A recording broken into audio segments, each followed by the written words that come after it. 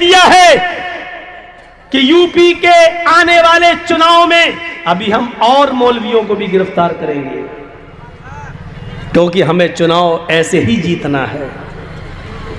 Corona کال کے اندر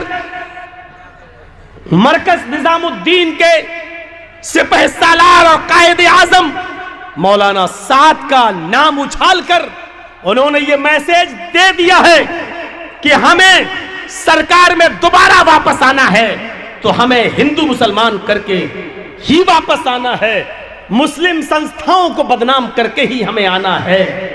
آپ نے کیا سوچ بنائی ہے؟ آپ کی فکر کیا ہے؟ آپ کی ذہنیت کیا ہے؟ یہ آپ کو طے کرنا ہوگا، آپ کو سوچنا۔ اور اسی لیے مسجدیں بننے نہیں دی جا رہی ہیں، ہماری مسجدوں کو اسی لیے توڑا جاتا ہے، جلایا جاتا ہے، شہید کیا جاتا ہے، کیونکہ اس سے مساوات کا درس ملتا ہے جو غیر قومیں اس کو دیکھنا نہیں چاہتی ہیں۔ کسی بھی مندر میں گھس جاؤ، ایک ساتھ بیٹھ کر سارے پنڈتوں کو اور سارے ہندو بھائیوں کو آپ نے ایک ساتھ پوجا کرتے ہوئے نہیں دیکھا ہوگا، وہ کرنے کے لیے تیار بھی نہیں ہے۔ ان کی پرابلم تو یہی ہے، ان کی پریشانی تو یہی ہے کہ یہ مسلمانوں کی مسجدوں میں لوگ ایک ساتھ نماز پڑھتے ہیں، ایک ساتھ جھکتے ہیں، ایک ساتھ کھڑے ہو جاتے ہیں، ایک ساتھ اٹھتے ہیں، ایک ساتھ بیٹھتے ہیں۔ ہمیں دیکھتا ہے بازار میں ہمارا دشمن تو چہرہ گھما لیتا ہے، دور بھاگ جاتا ہے، وہ ہم سے آنکھوں سے آنکھیں ملانے کے لیے تیار نہیں ہے۔ لیکن اللہ کا گھر ایک ایسا گھر ہے جہاں دشمن بھی جاتا ہے، دوست بھی آتا ہے، لیکن دشمن سے آنکھیں نہیں چراتا ہے۔ ایک ویرودھی دوسرے ویرودھی کو مسجد سے نکال نہیں سکتا ہے، بھگا نہیں سکتا ہے۔ وہ یہ بھی نہیں کہہ سکتا ہے چل ہٹ پہلے ہم نماز پڑھیں گے، تو بعد میں نماز پڑھ لینا، ابھی ہٹ میں مسجد میں آیا ہوں، تو ابھی اس مولوی کے پیچھے نماز نہیں پڑھ سکتا ہے، تو بعد میں آنا۔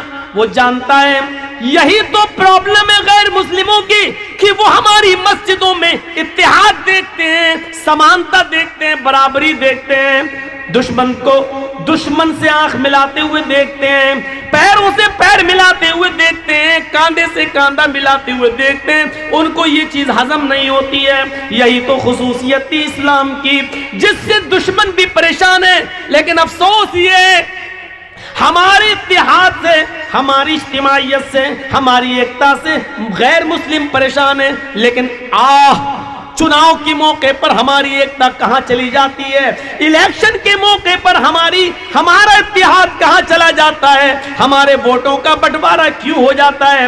جس اسلام نے اٹھتے بیٹھتے لیٹتے سوتے جاگتے کھاتے پیتے ہمیں اتحاد سکھلایا ہو، اجتماعیت سکھلائی ہو، زکوٰۃ ہو تو اجتماعیت کی، غریبوں کا خیال رکھو، نماز ہو تو اجتماعیت کی، سب آپس میں ایک دوسرے کے ساتھ مل جاؤ، حج کا میدان ہو تو اجتماعیت کی، پوری دنیا کا انسان ایک ہی میدان میں جمع ہے۔ عرفات کے میدان میں کالا بھی ہے، گورا بھی ہے، امیر بھی ہے، غریب بھی ہے، فقیر بھی ہے، غنی بھی ہے، لمبا بھی ہے، چھوٹا بھی ہے، ٹھگنا بھی ہے، اونچا قد بھی ہے، ہر قسم کے لوگ ایک ہی میدان میں جمع ہو گئے۔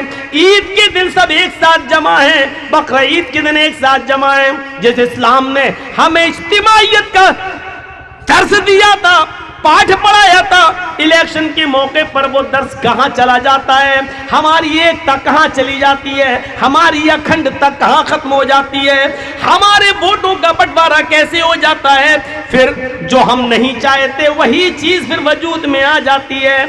سوچو انہوں نے اپنی ذہنیت کا اعلان کر دیا، اپنی مانسکتا بتلا دی، تمہاری مانسکتا کیا ہے؟ مولوی جرجیس بازار میں گیا، آپ نے دیکھا یہ تو میرا ویرودھی ہے، آپ کی دکان کے سامنے میں بیٹھا، آپ آیا، آپ نے بھگا دیا، مجھے بھاگنا پڑے گا۔ آپ کے گھر کے سامنے بیٹھے، آپ نے بھگا دیا، مجھے بھاگنا پڑے گا۔ میرے سامنے سے تم گزرے، میں پاورفل ہوں، میں نے تمہیں بھگایا، تمہیں بھاگنا پڑے گا۔ تصور کیجئے یہاں اذان کی آواز آتی ہے، حی علی الصلاۃ، آ جاؤ نماز کے لیے۔ اس آواز کو سن کر ایک غریب آدمی، ایک مسکین آدمی، ایک رکشہ چلانے والا آدمی، ایک مزدوری کرنے والا آدمی، 200-300 روپے روز کمانے والا آدمی، لوگوں کا سامان اپنے سر پہ لاد کر کلی گیری کا کام کرنے والا ایک آدمی اس اذان کو سن کر مسجد میں جاتا ہے۔ ہاں وہ خانہ کعبہ میں جاتا ہے، وہ مزدور ہے، غریب ہے، اور پہلی صف میں جا کر بیٹھ جاتا ہے۔ لائن سے صف لگ گئی ہے، صف کے اندر اب جگہ باقی نہیں رہی ہے، کوئی بھی آدمی پیچھے آتا ہے تو وہ صف کے اندر اب نہیں جا سکتا ہے۔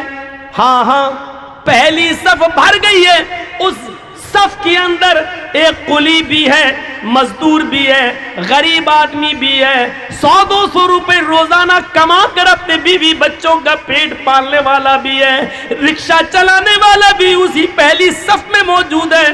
اب سعودیہ کا بادشاہ آ رہا ہے، ابھی جماعت کھڑی نہیں ہوئی ہے، لیکن سعودیہ کے بادشاہ کو بھی اس بات کی ہمت نہیں ہے کہ وہ اس مزدور سے کہہ سکے ہٹو میں آیا ہوں، اب تم پیچھے چلے جاؤ، اگلی صف کے اندر میں کھڑا ہو کر نماز پڑھوں گا۔ کسی امیر سے امیر آدمی کی طاقت نہیں ہے کہ اس غریب کو اگلی صف سے ہٹا دے اور اس کی جگہ پر خود کھڑے ہو جائے۔ نہیں، اگر وہ ہٹاتا ہے تو وہ ناکارہ مانا جائے گا، نامراد مانا جائے گا۔ اب اس غریب آدمی نے چونکہ پہلے آ کر پہلی صف میں جگہ لے لی، اب اس کو پہلے صف کے ثواب سے آپ نہیں روک سکتے ہو۔ بادشاہ صاحب آپ بعد میں آئے ہو، آپ پیچھے کھڑے ہو جاؤ، اپنے دربار خلافت سے جس کو چاہو بھگانا بھگا دو، لیکن یہ اللہ کا گھر ہے، تمہارے باپ کی زمین و جاگیر نہیں ہے کہ یہاں سے جس کو چاہو بھگا دو، نہیں بھگا سکتے ہو، یہ اللہ کا گھر ہے۔ ایک غریب آدمی کو بھی یہ پاور اگر کسی نے دیا ہے کہ اس کو اس کی صف سے، اس کو اس کی قطار سے کوئی نہ ہٹائے تو وہ اسلام ہے۔ اسلام کی اسی خوبی کو دیکھ کر تو ڈاکٹر امبیڈکر اسلام لانے کو تیار ہو گیا تھا۔ جھگڑا نظر انداز کرنا پڑے گا، لڑائی جھگڑے بالائے طاق رکھنا ہوں گے۔ یہاں آپ اگر اپنے دشمن کے بغل میں جگہ ملے گی تو اس کے پاس ہی کھڑے ہو کے نماز پڑھنا پڑے گی۔ ہاں اگر تمہارا ویرودھی تمہارا دشمن عالم ہے اور اس مسجد کا امام ہے تو وہی نماز پڑھائے گا اور تمہیں اس کے پیچھے نماز پڑھنا پڑے گی۔ میرے پیارے ساتھیو، اسلام نے ہمیں یہ درس دیا ہے، اسلام نے ہمیں یہ ایکتا کا پاٹھ پڑھایا ہے، لیکن آج کہاں چلی گئی ہماری سمانتا، کہاں چلی گئی ہماری انسانیت، کہاں چلا گیا ہمارا اتفاق، کہاں چلا گیا ہمارا اتحاد۔ میرے پیارے بھائیو، آج اسلام کی وہ خوبی کہ جس کو اللہ کے نبی صلی اللہ علیہ وسلم نے یوں بیان کیا تھا، وہ اسلام جس کو آج بدنام کرنے کی ایڑی سے لے کر چوٹی تک زور لگایا جا رہا ہے۔ اسلام کی خوبیوں کو بیان کرنے کے لیے نہ کوئی میڈیا ہے، نہ کوئی پلیٹ فارم ہے، لیکن اس کی کمیوں کو بیان کرنے کے لیے آپ کو ایک سے ایک بڑھ کر چینل آپ کو دکھائی دیں گے۔ ویداہامت پرش مہانیما دتو ورڑ تپس پرستات ینیایا۔ احمد ایک مہان پرش بن کر آئے گا۔ ویداہامت پرش، احمد ایک مہان پرش بن کر جنم لے گا، انتم رشی ہوگا، کل کی اوتار ہوگا، آخری پیغمبر ہوگا۔ ورڑ تپس، ایشور کا، اللہ کا بہت ہی زیادہ نام لینے والا ہوگا، ایشور کا بہت بڑا پجاری ہوگا، اللہ کی بہت زیادہ بھکتی اور عبادت کرنے والا ہوگا۔ پرستاد، ایشور کی طرف سے جو وہ شکشا لے کر آئے گا، جو تعلیم لے کر آئے گا، اسی کو تم گرہن کر لینا، اسی کو تم مان لینا۔ اس احمد کی تعلیم پر، اس کی شکشا پر تم چلنا، اسی کے نقش قدم پر تم چلنا، اسی کو فالو کرنا۔ تمہاری نجات احمد کے راستے میں ہی ہے، احمد کی تعلیم پر عمل کرنے سے ہی تمہاری نجات ہے۔ ینیایا، स्वर्ग में जाने के लिए, जन्नत में जाने के लिए अहमद के रास्ते के अलावा कोई दूसरा रास्ता नहीं है। अहमद के तरीके के अलावा कोई दूसरा तरीका नहीं है, अहमद के रास्ते के अलावा कोई दूसरा रास्ता नहीं है। अगर जन्नत में जाना चाहते हो, स्वर्ग में जाना चाहते हो, पैराडाइज में जाना चाहते हो, अगर तुम्हें जन्नत की तलब है और जन्नत की ख्वाहिश है, जन्नत की तमन्ना है, तो तुम्हें अहमद के यानी मोहम्मद के रास्ते पे चलना पड़ेगा, जिसको हिंदू धर्म की किताबें ये कह रही हो और जिसको स्वीकार किया हो। और आज हम मुसलमान होकर ही मोहम्मद रसूलुल्लाह के रास्ते को हम अपनाने के लिए तैयार नहीं। कितनी नाफरमानियां हम कर जाते हैं, कितने बड़े बड़े गुनाह हम कर जाते हैं, हमें इस बात का एहसास भी नहीं है।